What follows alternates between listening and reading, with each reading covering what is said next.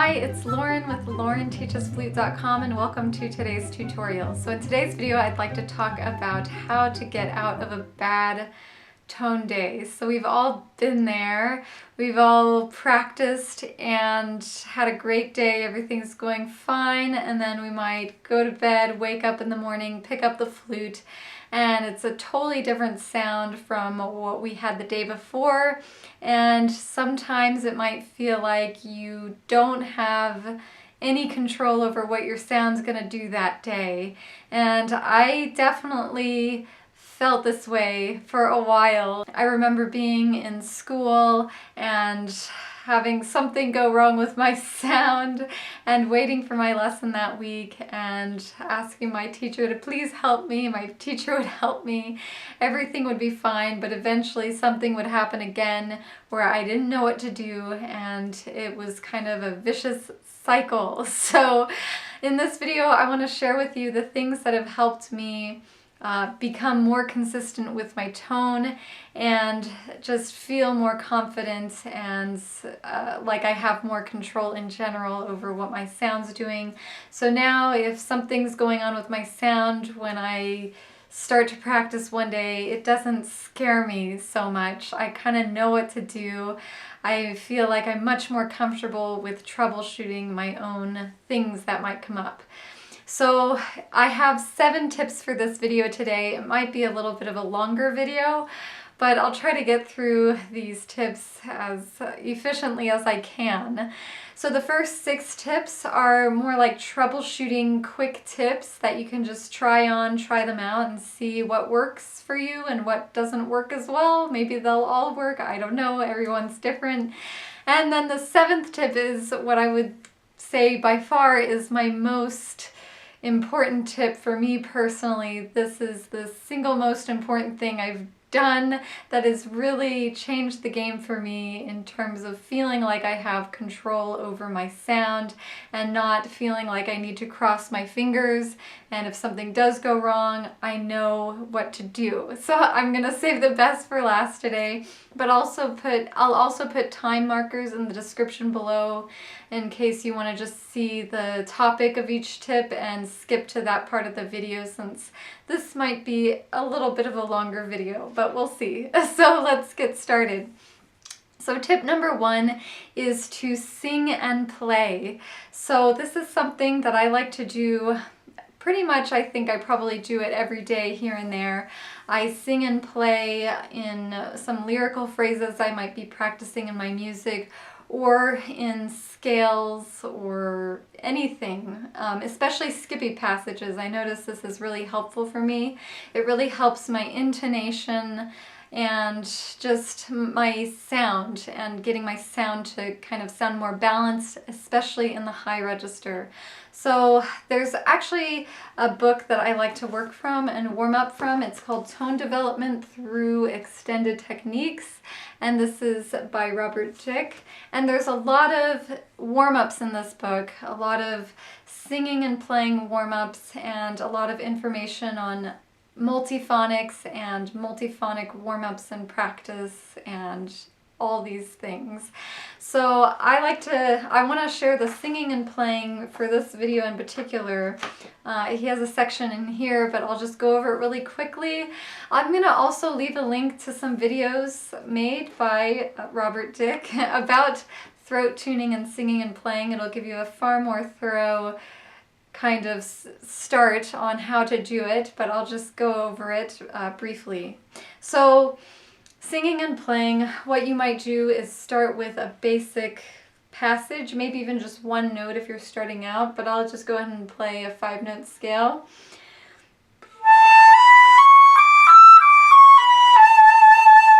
So something basic like that. And then what you'll do is you will sing and finger along without playing. So I'll sing those notes. I'll do it 1 octave lower, but you can do it 2 octaves lower, depending on what's most comfortable for you.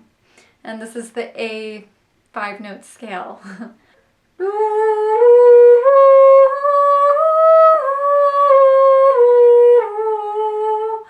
And then you'll add the flute playing with the voice.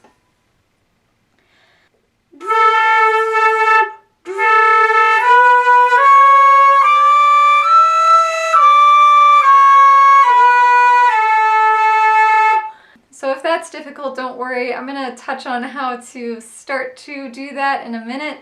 But after that, then you'll take the voice out and you'll move the vocal cords as if you're singing, but you won't actually be using your voice. You'll just be positioning the vocal cords as if you're singing those notes.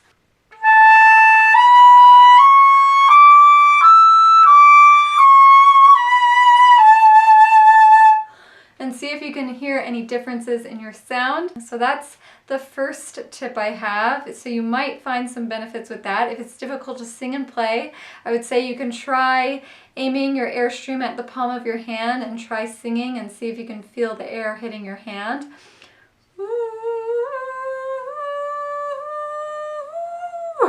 And if you can feel that, then you're on the right track, and then gradually move to the flute. And you can also try starting to play the flute and then gradually adding in the voice.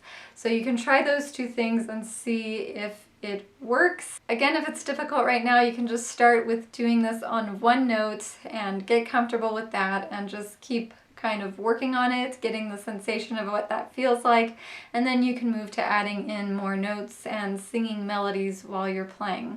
Tip number 2 is harmonics. So there are 2 kinds of harmonics that we can use for tone development, and that is using the harmonics on the low note fingerings and overblowing them, and then we can also use ghost harmonics on the high note fingerings. So I'll get into the low note fingerings. So what we can do is we can play the low notes E, E flat, D, C sharp, or something like that. And we can overblow these to play the de la sonorité long tones exercise. So B to B flat to A to A flat, and so forth. So I'll overblow E to E flat to get B to B flat, if that makes sense. So it'll sound like this.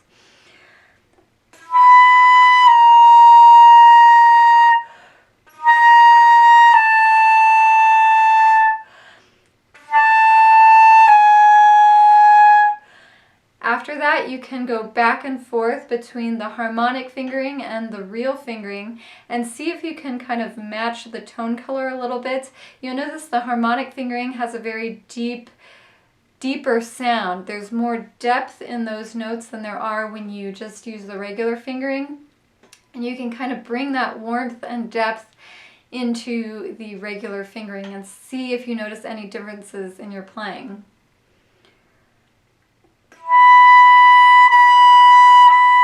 And try to tune the 2 as well.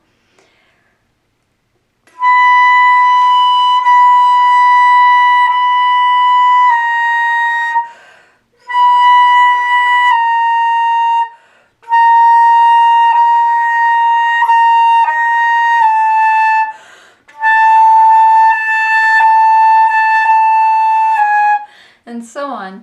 And then bring the depth of those harmonics again into the real fingering and see if that helps you. I notice when I do this, I might find I'm using warmer air to play with the regular fingerings than I was before. I might find that I don't need to use as small of an aperture. Maybe I can release the aperture a little bit and lead with my air more. And I might find that, yeah, I'm engaging my abs more than I was, or I'm using more support to play with the real fingerings. So I really like that exercise, so try it out and see if you notice any differences or positive changes in your sound. The other exercise is the high notes harmonics exercise, in which you start with the high note fingering and underblow it, but you maintain the high note aperture, so you might bring your lips kind of forward or however you would want to position them in the high register without tension. So the high register, it can be very tempting to tense your lips sometimes, and sometimes you might do it without even realizing it. So this ghost harmonics exercise can be used. So you might play a high, I'll do high F, F sharp, G, and A flat today. So you can underblow it with the high note embouchure, however you imagine or feel your effortless, easy high note embouchure to feel. Maybe it's lips forward or something like that, or a tall shape in the mouth or something like that, whatever you like to do.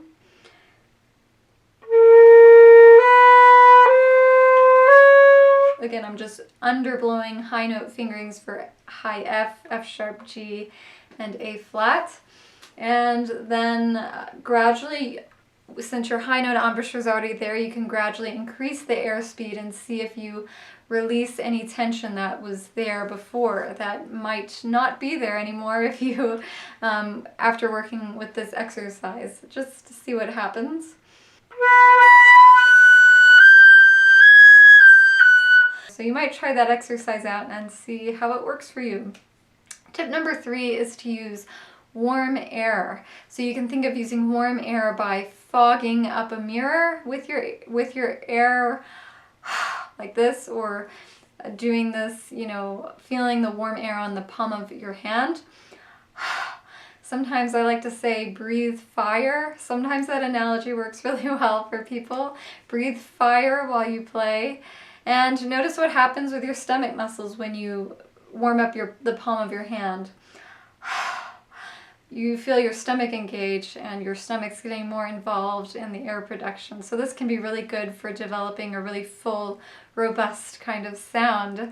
So another analogy you can use for thinking of playing with warm air is filling up the entire tube of the flute with this warm, hot, steamy air all the way out to the end of the flute, out past, you know, all the way through hitting the wall or something. And see how that feels for you, see what it does to your sound, see if it frees anything up or makes it sound fuller and richer. Tip number 4 is to open up your sinuses. And if that's hard to grasp when thinking of opening up your sinuses and playing the flute at the same time, a simple way to do this, if that's difficult to grasp, is to flare your nostrils. Just think about flaring your nostrils while you play, or thinking about almost yawning while you play, and really feel this area open up. I know that if you're familiar with Emmanuel Pahud's teachings, he talks a lot about resonating the sound here, especially on your high notes.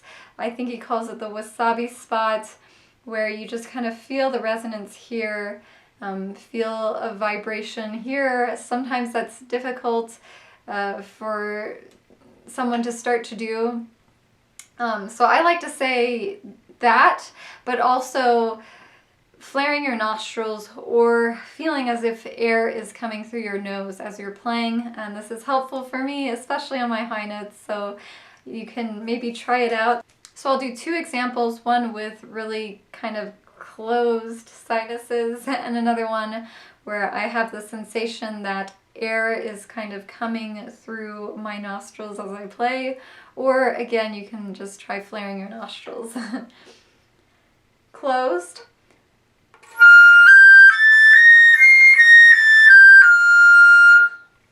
And now I'm going to try to open.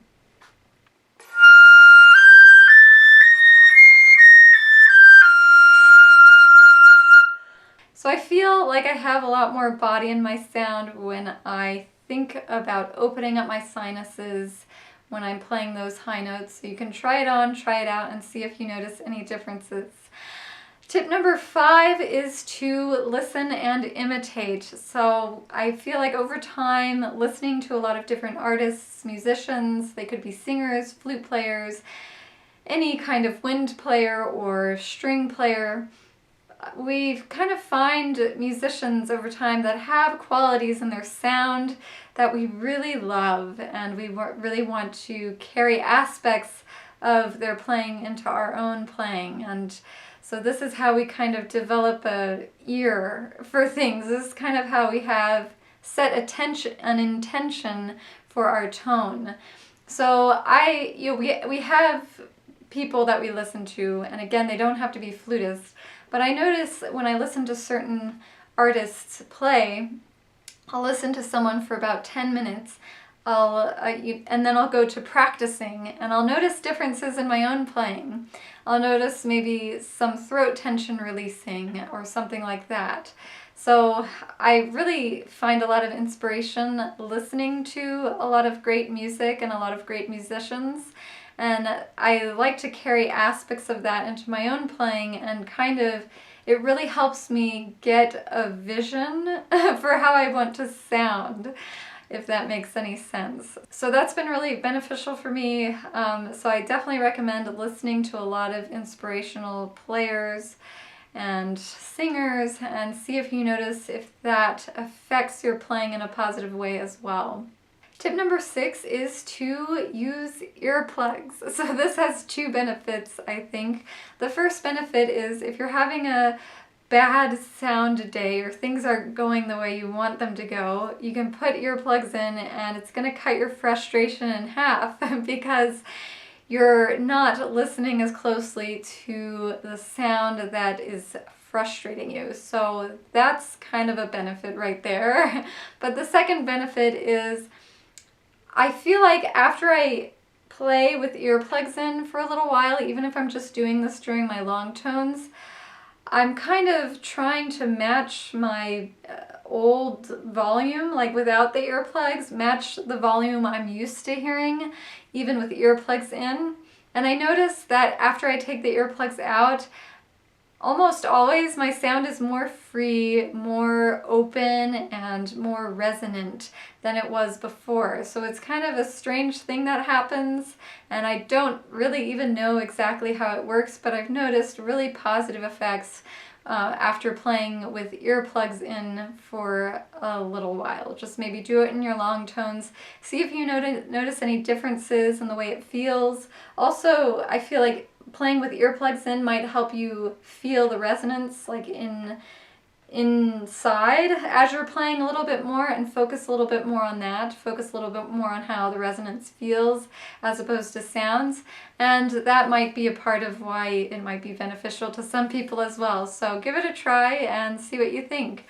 So tip number 7, like I said, for me personally, it's the most important tip that I feel has helped me the most. And I started using this tip, I started doing this after I graduated school. After I graduated graduate school, I started using what I like to call a troubleshooting binder. And it's right here. So I've had this since 2013 and I still use it to this day. I had no idea how effective this would be for me when I started doing this. But this came out of being frustrated about bad tone days and feeling like I didn't have any control over them. So here it is, my troubleshooting binder. You can get as involved, you can get as geeky with this as you want, or you could just keep it simple and just have one section on tone and have different sections for tone. But I kind of went all out with my troubleshooting binder because I liked it so much. I have all these different tabs. The first tab is tone, and then I have other tabs for technique and things like that. So I'll go to the tone section, and then I have sub-tabs. So again, this might be a little much for some people, but for me, this is just, it really works for me. So the sub-tabs I have are low register, middle register, high register, general tone, intonation, circular breathing, and multiphonics. So those are the tabs I have right now. I'll probably add on to it in the future, but I started to take notes after I practiced, after I did a long tones warm-up. If my middle register was constricted that day, I would work on it, and I would use things that I've learned from my teachers, as well as experimenting and coming up with things that worked for me on my own. And then I would write it down that day, and eventually I'd add it to the middle register section of my troubleshooting binder. And over time, I can go back and kind of see all the things that helped me with the different problems I had in my middle register. So I have sections in bold titled like if my middle register is spread, if I want my middle register to sound ringier, and then I have things I did to make it sound ringier. If it sounds constricted, if it sounds airy and tight, then I have things I wrote down. So not all of these things need to make sense to everyone, they just need to make sense to you. So I'm going to show you this middle register first page that I have here, and I'm going to just show you things that I wrote down, and yeah, all the bold sections.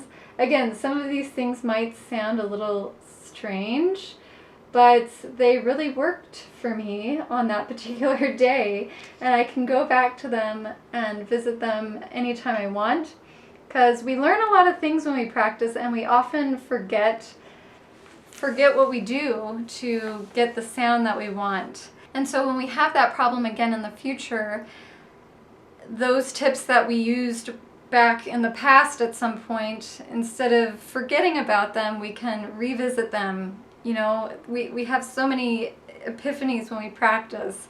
Why not write every single one of them down and document them? So really it doesn't take a lot of time, but doing this has really helped me gain awareness with what my tone is doing and awareness of how it feels to play with the sound qualities that I want. And it really helps me hone in on my troubleshooting. And this has really helped me become consistent and feel confident with my sound. And I no longer feel like I have to cross my fingers to get a good sound on the day that I need it. I really feel like this has helped me get a lot more control with my sound, and I no longer fear those bad tone days anymore. So this has been really helpful. I hope this video helps you in some way. If you like this video, please give this video a thumbs up and subscribe below for more tutorials like this one. Thank you so much for watching, and I will see you next time. Bye.